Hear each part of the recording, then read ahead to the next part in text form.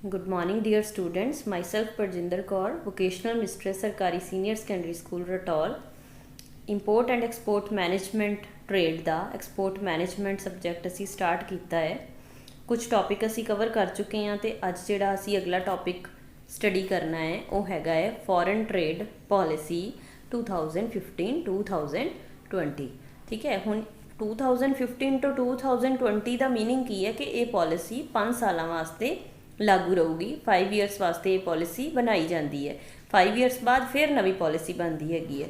सो जदों असी पॉलिसी का नाम ही सुनते हैं, ठीक है ना, असी सोचते हैं कि ये बहुत डिफिकल्ट टॉपिक है, तो बहुत औखा टॉपिक है, इनू किवें याद करांगे।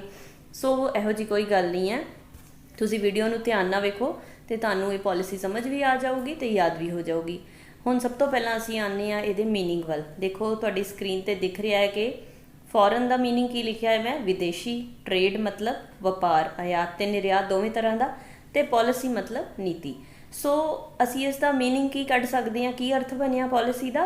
एहो फॉरन ट्रेड पॉलिसी का मीनिंग की बनया, एहो जी नीति जिहदे नाल आयात ते निर्यात विच वाधा होवे। ठीक है, आयात निर्यात मतलब जिहड़ा दूसरे देश दे विच समान भेजना है तो दूसरे देश तो समान मंगाना है। सो इसका मीनिंग तो बिल्कुल आसान है, असी इस दे नाम तो इसका मीनिंग याद कर सकते हैं। ठीक है, सो हुण इस तो बाद एक होर चीज़ जिहड़ी असी इहदे विच याद रखनी है वो की है कि फॉरन ट्रेड पॉलिसी कदों बनी तो किने प्रेजेंट की। ठीक है, हुण देखो कि ये 2015 तो 2020 तक की पॉलिसी है, तो जाहिर जी गल है कि 2015 विच ही बनी होगी। सो तारीख सानू याद रहूगी कि अप्रैल 1 2015 में ये पॉलिसी बनी है। तो प्रेजेंट किने कीती सीगी, मिसिज निर्मला सीतारमन। ठीक है, उन्हों की डेजिग्नेशन असी याद रखनी है। कादे मिनिस्टर सीगे, state for commerce and industry. So ये कुछ गल्लां जिहड़ियां सानू याद रखनियां पॉलिसी दे विच। अगे असी आउने आ पॉलिसी दे उद्देश। कोई भी पॉलिसी कदे भी बनती है तो उहदा कोई ना कोई ऑब्जेक्टिव हुंदा है, कोई ना कोई उद्देश हुंदा है। ठीक है, सो सब तो पहला उद्देश जिहड़ा हैगा पॉलिसी का वह हैगा आर्थिक विकास दर विच वाधा करना। हुण ये सिर्फ इसे पॉलिसी का उद्देश नहीं है, तुसी किसी भी पॉलिसी नूं स्टडी कर लो, चाहे वो पॉपूलेशन कंट्रोल पॉलिसी हैगी है, चाहे वो इकोनॉमिक पॉलिसी हैगी है। ठीक है, किसी भी तरह की कोई भी पॉलिसी है, हर एक पॉलिसी का मतलब की है कि साडे पैसे नूं इनक्रीज़ करना, देश की GDP नूं वधाना। सो पहला उद्देश जिहड़ा जाहिर है कि हर एक पॉलिसी का सेम ही उद्देश हुंदा है कि आर्थिक विकास की दर जिहड़ी हैगी है उसनूं वधाना। स्क्रीन ते वेखो पैसा दिखिया है, वध रहा है पैसा।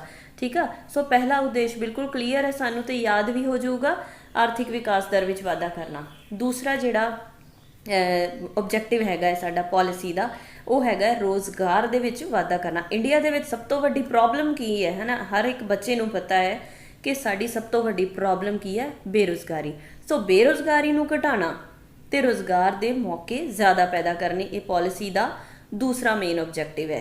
किवें वधूगा रोज़गार, किवें वधूगा, एक्सपोर्ट का काम की है, एक्सपोर्ट दे विच की करते हैं असीं, समान बनाने दूसरे देशों में भेजते हैं, यही करते हैं ना। तो जो समान ज़्यादा बनावांगे उहदे लई सानू ज़्यादा फैक्टरीज चाहिए, ज़्यादा वर्कर चाहिए है, ज़्यादा लेबर चाहिए है। उहदे नाल की होया, बहुत सारे लोगों को रोज़गार मिलिया। सो ये साडा दूसरा ऑब्जेक्टिव है, रोज़गार दे विच वाधा करना। हुण देखो पॉलिसी कादी है, ये ट्रेड दी, निर्यात दी। ठीक है, आयात निर्यात संबंधी पॉलिसी आ। तो तीसरा जिहड़ा साडा मेन ऑब्जेक्टिव हैगा है वो हैगा है निर्यात नूं वधाना। सब तो इंपॉर्टेंट चीज़ जिहड़ी इस पॉलिसी विच असीं याद रखनी है कि असीं ज़्यादा तो ज़्यादा निर्यात कर सकीए। देखो आयात भी असीं करते हैं, पर निर्यात का फायदा की है सानू, ज़्यादा निर्यात का कि असीं समान बाहर बेचांगे, सानू पैसा मिलूगा in the form of dollars, पैसे ज़्यादा सानू मिलणगे।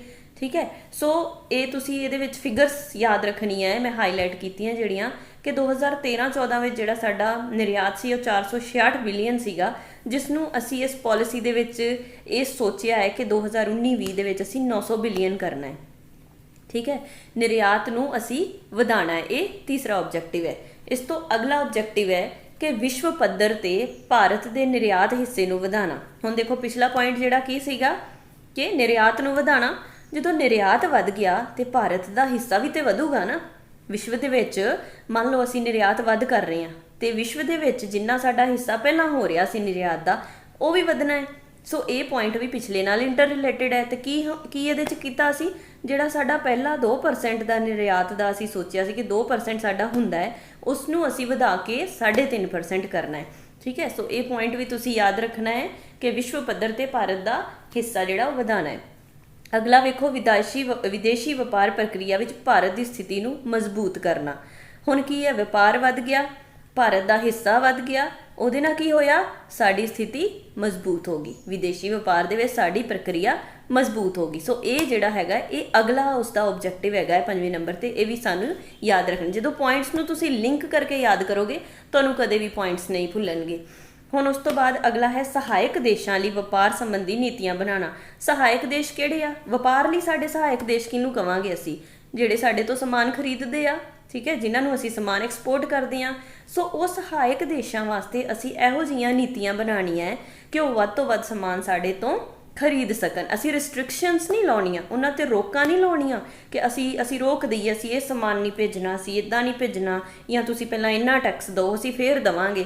ਜਦੋਂ ਅਸੀਂ ਰਿਸਟ੍ਰਿਕਸ਼ਨਸ ਲਗਾਵਾਂਗੇ ਤੇ ਉਹ ਦੇਸ਼ ਸਾਡੇ ਤੋਂ ਸਮਾਨ ਨਹੀਂ ਖਰੀਦ ਪਾਉਣਗੇ। ਠੀਕ ਹੈ, ਤਾਂ ਅਸੀਂ ਕੀ ਕਰਨਾ ਹੈ, ਜਿਹੜੇ ਸਾਡੇ ਸਹਾਇਕ ਦੇਸ਼ ਹੈਗੇ ਆ ਵਪਾਰ ਨੂੰ ਜਿਹੜੇ ਹੋਰ ਜ਼ਿਆਦਾ ਪ੍ਰਫੁੱਲਿਤ ਕਰ ਸਕਦੇ ਆ, ਉਹਨਾਂ ਦੇ ਨਾਲ ਅਸੀਂ ਵਪਾਰ ਸੰਬੰਧੀ ਨੀਤੀਆਂ ਬਣਾਉਣੀਆਂ ਤੇ ਲੀਨੀਅੰਟ ਨੀਤੀਆਂ ਬਣਾਉਣੀਆਂ। ਇਹ ਵੀ ਇਸ ਪਾਲਿਸੀ ਦੇ ਵਿੱਚ ਅਸੀਂ ਸਟੱਡੀ ਕੀਤਾ, ਆਬਜੈਕਟਿਵ ਹੈਗਾ ਇਸ ਪਾਲਿਸੀ ਦਾ। ਹੁਣ ਜਿਹੜਾ ਇਸ ਤੋਂ ਬਾਅਦ ਲਾਸਟ ਤੇ ਬਹੁਤ ਹੀ ਇੰਪੋਰਟੈਂਟ ਜਿਹਨੂੰ ਅਸੀਂ ਕਹਿ ਸਕਦੇ ਹਾਂ, ਉਹ ਆਬਜੈਕਟਿਵ ਕੀ ਹੈ ਕਿ ਜਿਹੜੇ ਸਾਡੇ ਇੰਡੀਆ ਦੇ ਵਿੱਚ ਪ੍ਰੋਗਰਾਮ ਚੱਲ ਰਹੇ ਆ, ਇੱਕ ਪਹਿਲਾ ਹੈਗਾ ਮੇਕ ਇਨ ਇੰਡੀਆ ਤੇ ਦੂਸਰਾ ਹੈਗਾ ਹੈ ਡਿਜੀਟਲ ਇੰਡੀਆ ਤੇ ਮੇਕ ਇਨ ਇੰਡੀਆ, ਦੋਵੇਂ ਤੁਸੀਂ ਸੁਣੇ ਆ। ਇਹਨਾਂ ਨੂੰ ਫੋਰਨ ਟ੍ਰੇਡ ਪਾਲਿਸੀ ਦੇ ਨਾਲ ਜੋੜ ਕੇ ਤੇ ਫਿਰ ਅੱਗੇ ਵਧਾਉਣਾ ਹੈ। ਹੁਣ ਜੋੜਾਂਗੇ ਕਿਵੇਂ, ਵੇਖੋ ਮੇਕ ਇਨ ਇੰਡੀਆ ਦੇ ਵਿੱਚ ਕੀ ਹੈ, ਮੇਕ ਇਨ ਇੰਡੀਆ ਦਾ ਮੰਤਵ ਕੀ ਹੈ, ਆਪਣੇ ਦੇਸ਼ ਦੇ ਵਿੱਚ ਸਮਾਨ ਨੂੰ ਬਣਾਉਣਾ। ਕੋਈ ਵੀ ਕਿਸੇ ਵੀ ਤਰ੍ਹਾਂ ਦਾ ਸਮਾਨ ਹੈ, ਟੈਕਨੋਲੋਜੀ ਨਾਲ ਰਿਲੇਟਡ ਸਮਾਨ ਹੈ, ਹਰ ਇੱਕ ਤਰ੍ਹਾਂ ਦਾ ਇਕਵਿਪਮੈਂਟ ਵਗੈਰਾ ਅਸੀਂ ਆਪਣੇ ਦੇਸ਼ ਦੇ ਵਿੱਚ ਬਣਾਈਏ। ਪਰ ਮੰਨ ਲਓ ਦੇਸ਼ ਦੇ ਵਿੱਚ ਬਣਾ ਕੇ ਅਸੀਂ ਰੱਖ ਲਿਆ, ਉਸਨੂੰ ਵੇਚਿਆ ਨਹੀਂ, ਤੇ ਫਿਰ ਸਾਨੂੰ ਕੀ ਫਾਇਦਾ, ਸਾਨੂੰ ਕੋਈ ਫਾਇਦਾ ਨਹੀਂ।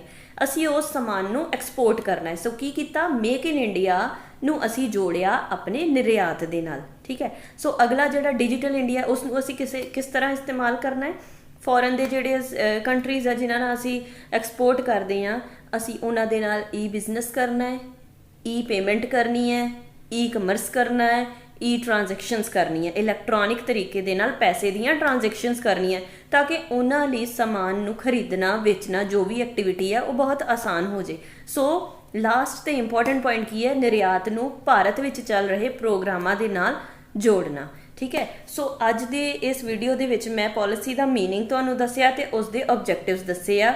ਇਸ ਦੇ ਜਿਹੜੇ ਮੇਨ ਹਾਈਲਾਈਟਸ ਹੈ ਅਸੀਂ ਅਗਲੀ ਵੀਡੀਓ ਦੇ ਵਿੱਚ ਸਟੱਡੀ ਕਰਾਂਗੇ।